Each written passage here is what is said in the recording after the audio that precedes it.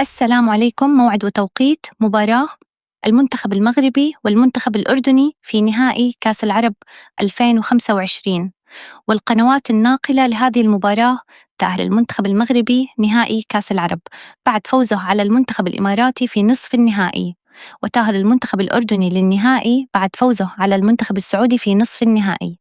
ويواجه المغرب الأردن في نهائي كأس العرب يوم الخميس 18 من ديسمبر 2025 في تمام الساعة 5 مساء بتوقيت المغرب، وتونس والجزائر 6 مساء بتوقيت مصر، 7 مساء بتوقيت السعودية والعراق والأردن إن شاء الله.